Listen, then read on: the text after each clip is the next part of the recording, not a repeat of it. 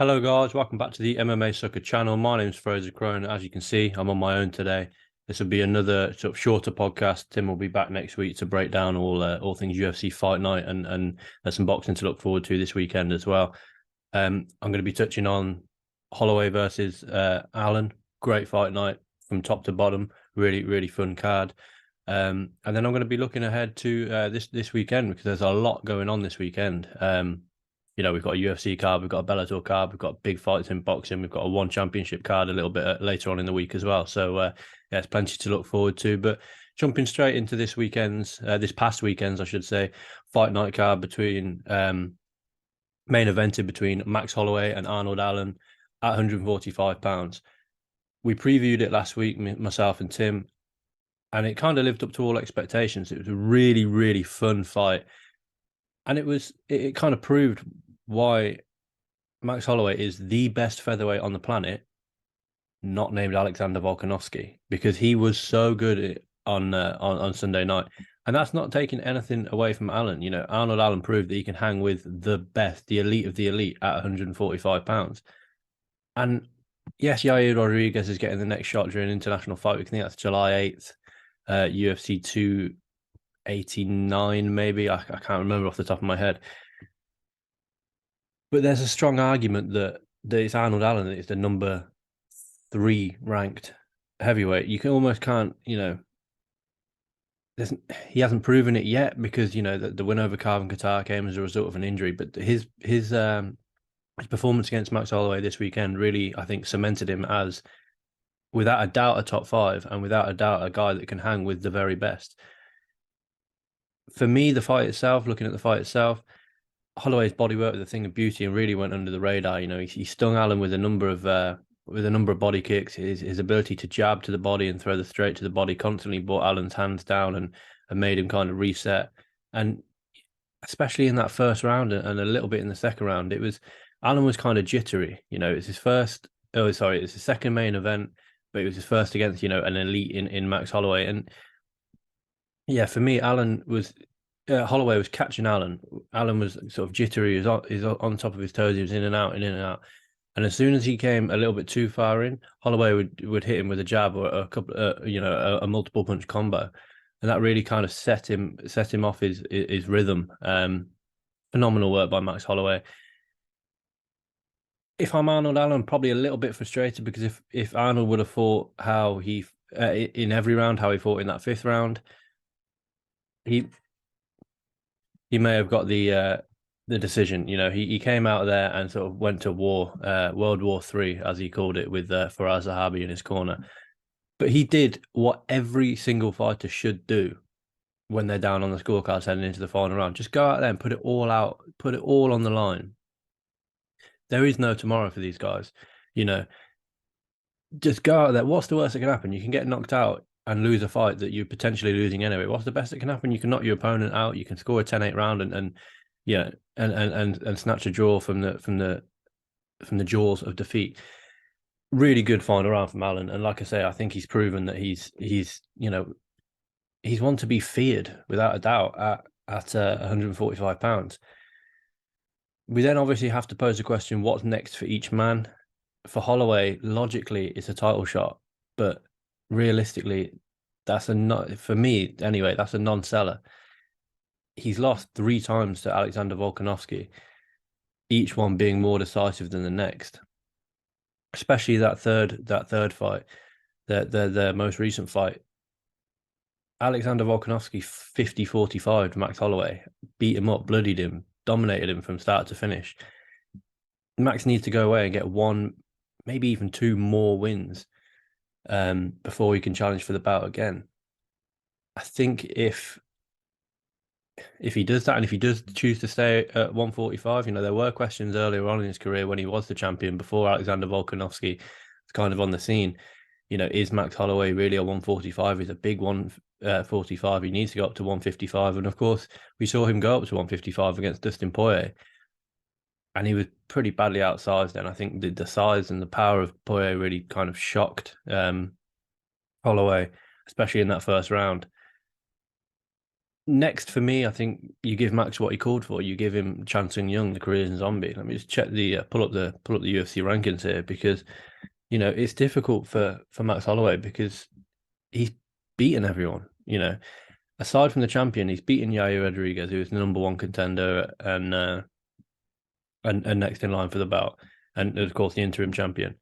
He battered Brian Ortega, the number three ranked guy. He's just beaten Arnold Allen, the number four ranked guy. He beat the brakes off Calvin Kattar, who's the number six ranked guy. Josh Emmett has got a fight with Ilia Topuria he needs to focus on. But I think Max Holloway schools Josh Emmett. No disrespect to Josh Emmett, but he's just got a style that plays into the hands of Holloway. He called for the Chan Sung Young Korean zombie fight, and I think number two versus number six. Zombie fairly recently competed for the belt. Yes, he was stopped in that one, but that's for me, that's the logical fight to make. And for Arnold Allen, I don't think Arnold Allen should sort of drift too far down the rankings after that, because it was a close fight. I think the 4-1 scorecard was an absolute joke, but I think it's 3-2 to Holloway is the way I scored it. And I was speaking with a friend over text, and he said, he also scored it 3-2 to Holloway, but could have seen it 3-2 to Arnold. And I think that's how a lot of people saw it. I don't think Arnold did enough to win the fight, but 4-1's a little bit insulting for Arnold Allen, in my opinion. But going back to the original point, what's next for Arnold Allen? For me, it's got to be Brian Ortega. Where is Brian Ortega? He. It's such a shame because he, before his sort of his fight with Max Holloway, fight of the night, performance of the night, and fight of the night against Cub Swanson, performance of the night, sorry, against Frankie Edgar, becoming the first person to ever knock Edgar out. What has happened to Brian Ortega? Because he bounced back against, he was then battered decisively. I think, in my opinion, it's probably the best performance that anyone's ever put in potentially in the UFC. Max Holloway over Brian Ortega. And then Brian Ortega, he took almost 2 years out, came back and battered Korean Zombie, beat him for 25 minutes. And then he was pretty badly battered by Volkanovski in his title opportunity. And then he obviously suffered the shoulder injury last time out against Yair Rodriguez. But for me, the fight to make is Arnold Allen versus Brian Ortega. And then that potentially, you potentially see the next number one contender come out of that if Max chooses to go up. But yeah, for me, Arnold Allen proved that he can hang with the very best at 145, and like I say, Holloway proved that he is the best featherweight on the planet, who isn't from Australia, who isn't Alexander Volkanovski. The rest of the card, Barboza did Barboza things. Edson Barboza with a brutal knee, timed it perfectly as Billy Q was sort of coming in and level changing, knocked Billy Q out, and I don't think there can be any complaints about the stoppage. Edson Barboza just continues to go, man. He's ranked number 14 now. He hasn't moved up at all in the rankings because Billy Q wasn't ranked, but that's a solid win. People know the blueprint to beat Edson Barboza. He kind of weighed in. It's the Bryce Mitchell effect, the Khabib effect with Edson Barboza. You weighed in and you look to sort of smother his attacks. He's dangerous in that mid range. He's dangerous at distance, but as soon as you sort of smother his attacks, he struggles slightly, as we've seen against the likes of Bryce Mitchell. Bryce Mitchell and obviously Khabib back in the day. But you also have to accept that it's so dangerous to close that distance on Edson Barboza. Just ask Billy Q. He closed the distance once and Barboza was able to sort of circle out. And then he closed the distance again and Barboza just absolutely, timed his knee perfectly to knock him out. Barboza just keeps on going, man. And he sets up another exciting fight at 145. Moving on, shame that Tanner Boser couldn't get it done at 205 pounds, light heavyweight debut, because he looked good on the scale. I think light heavyweight is his weight class.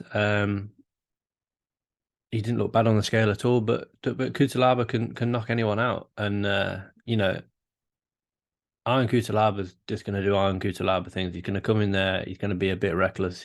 He might look to wrestle you. He might just look to stand and bang with you. But Kutalaba looked good, but again, Tanner Boza on the scales looked like a 205. I don't want to see him back up at heavyweight. I did see a tweet where he sort of apologized and said, "Look, I've got one fight left on my UFC contract." I'd keep him around because he beats a lot of guys, and he's a competitive guy. And you know, maybe if he gets used to that 205 cut a little bit more, he could be competitive at 205. But it's a shame that he couldn't get it done, like I say, because he did look good on the scale. But Kutalaba, fair play, really good finish. Brandon Royval might have punched his ticket to be the alternate for that upcoming flyweight fight, and possibly as the number one contender, the next competitor for the belt. Sorry, after Brandon Moreno and Alejandro Pantoja. Sorry, this so many names going on, mate. But yeah, but after Brandon Moreno and Pantoja fight. I think that's International Fight Week again. I'll drop the link to the article below that I wrote on the fight. It's obviously a rematch. Um, Poor Brandon Moreno is going to be stood across from someone who, yet again, he's fought before. He had the 40 fights with Figueiredo. He sort of snapped that in the middle with Kai France, and look what he did to Kai France. He's folded him with a beautiful body shot. But going back to Brandon Royval, he just proved that he is where he belongs. He's at the top of the division. He's ranked number 4 now. Nicolau is ranked number 5. I think I picked Nicolau to be the champion at the end of the year, or at least be competing for the belt. Don't see that happening now because that was a brutal knockout. That knee again timed perfectly. It's just really, really good finish by Brandon Royval, and he proved why he shouldn't be on the prelims, like he said. Put some respect on the guy's name, and like I say, I think there's a chance that we might see him weigh in before the Moreno Pantoja fight, just on the off chance that one of those guys doesn't make weight or suffers an injury. Brandon Royval slots right into that title picture. Really good performance by Royval, and like I say, I think he's punched his ticket to be at least, I think he should maybe be a little bit higher in the rankings, maybe number 3, but it is what it is, and I think he's on a hot run of form at the moment, and he's an exciting fighter. Don't put that guy on the prelims again. And just to round out the UFC Fight Night card, Gillian Robertson did Gillian Robertson things. She was patient in getting the fight to the floor. When she did, she dominated. Obviously, it's her first fight at 115 pounds. I spoke to her a few months ago, and she said, "Look, I'll see how I feel at 115. I'll see how the cut goes." I'll link that interview down below as well because it's a really fun chat with me and Gillian. But yeah, she looked phenomenal. She was mauling girls at 125 pounds. So now that she's got a little bit of extra size, a little bit of extra strength, a little bit of extra kind of weight on these girls, the sky's the limit for Gillian Robertson at 115. It was a strange finish, but did her opponent tap? Did she not tap? It seemed like she tapped, and then when Bruce Buffer announced it, he said it was a verbal tap. So I'm not quite sure what really happened with that finish, but at the end of the day, she's either tapping or her arm snapping, so it was coming regardless. That was the UFC fight night card in a nutshell. Just a quick comment on the boxing. Obviously, Joe Joyce lost to Zhang this weekend due to a doctor stoppage eye injury. Is Joe Joyce still at the top level? Absolutely not. That could happen to anyone. I saw Eddie Hearn come out and say, "Look, Anthony Joshua would batter Joe Joyce. He's faster than Zhang and all this." It's a pretty brave claim from Eddie Hearn, but for me, make that fight next. We know Joshua isn't fighting until December now. Joe Joyce obviously needs some time out to allow his eye to heal. Book that fight, a big British showdown, probably in Saudi Arabia, despite the fact it's a big British showdown, but it is what it is.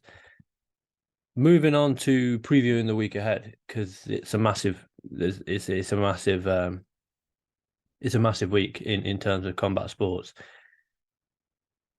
We're looking at, in the UFC, we've got a fight night card headlined by Sergei Pavlovich and Curtis Blaydes. We're looking at probably the next heavyweight title challenger, especially if Stipe Miocic doesn't get the shot, come July, which is seeming more unlikely day on day.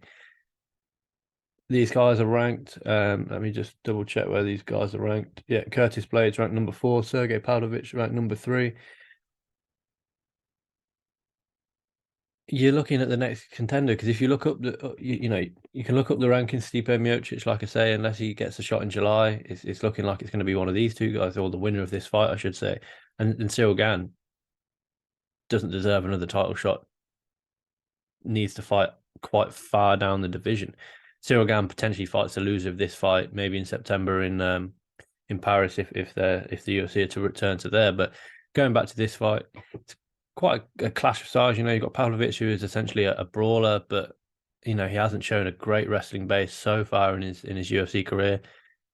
And then you compare that to Curtis Blaydes, who is probably the best wrestler, not called John Jones, potentially even the best wrestler in the heavyweight division. Official pick, I think I'm going to go Blaydes by sort of third, fourth round, TKO, ground and pound. I think he wears Pavlovich out. I think it's going to be boring, to be honest. Curtis Blaydes is going to take the path of least resistance to get the fight to the floor. And I'll be honest, I can't blame the guy. It's Sergei Pavlovich has shown that he can put anybody out cold. We're talking Taito Avasa, Derek Lewis, I think last time out. So it's he's a dangerous guy. He's riding a 5-fight knockout streak with 3 performance of the night bonuses. Kind of tells you all you need to know. And then looking at Curtis Blaydes, he was knocked out by Derek Lewis back in 2021, but he outpointed Jairzinho Rosenstruik. He knocked out Chris Daukaus, and then he had that disappointing kind of non-event that was his main event against Tom Aspinall last July. It could be an exciting fight. I just don't think, I don't think it will be. And I think Curtis Blaydes should probably cruise to victory. It's ironic. I wrote these notes yesterday. I said we've got a fun fight between ranked bantamweights Song Yadong and Ricky Simone. That one's no longer happening this weekend. However, it is happening as a main event next weekend. So the weekend after next, April the 29th, I believe. We lost Moyakano and Sarukian on that card. Moyakano obviously suffered the injury. Clearly couldn't find a replacement for Sarukian. So Song Yadong and Ricky Simone will now headline that fight. So the on Wikipedia, I don't know how. Obviously, we can't take too much from Wikipedia, but we've got Brad Tavares versus Bruno Silva as the co-main event. Bruno Silva is obviously the guy that went the distance with Alex Pereira, and then he lost by a guillotine choke to Jared Meerschaert. And I think Brad Tavares' last fight was his loss to Dricus du Plessis over 3 rounds. It's a fun middleweight clash. I don't know if Brad Tavares is ranked anymore at middleweight. No, as per the UFC rankings, he's no longer ranked at middleweight. So these are the fringe top 15 guys. Elsewhere on the card, you've got a fun fight between Jared Gordon and Bobby Green. These are two. Bobby Green, he kind of went off the boil ever so slightly. He's been TKO'd in his last 2 fights, and Jared Gordon obviously had that razor close split decision. I think it was actually went down as a unanimous decision. Lost to Paddy Pimblett, whereas despite the fact that he arguably should have won that fight. Norma Dumont returns, who's one of my favorite fighters to watch. I think she's really good, but she just never quite gets. She'll be on a bit of a run and then she'll lose one. She'll be on a bit of a run and then she'll lose one. She's facing Carol Rosa in the featherweight division, the highly competitive featherweight division. The less said about the featherweight division, the better. And we've got a really interesting fight between Mohammed Usman and Junior Tafa. Obviously, Mohammed Usman, you'll recognize the name. I think he hasn't fought since. Yeah, he hasn't fought since his Ultimate Fighter win back in I think June or August of last year. He scored that humongous left hook knockout. And I don't really know why. He's a heavyweight, so he doesn't exactly have to cut a lot of weight. Maybe he's been suffering a few injuries outside of the octagon that are sort of undisclosed. But he returns this weekend against Junior Tafa, who was scheduled to compete on at UFC 284. Originally, he was supposed to fight Austin Lane. He pulled out, and then he was rematched with Waldo Cortez Acosta, and then Tafa had to pull out with an injury. Tafa is exciting. extremely exciting. He's a good, really, really good kickboxer. MMA career so far, he's 4-0, 4 knockouts. You know, don't blink in this one because someone's getting knocked out. Junior Taffa, 26 years old. You know, he's not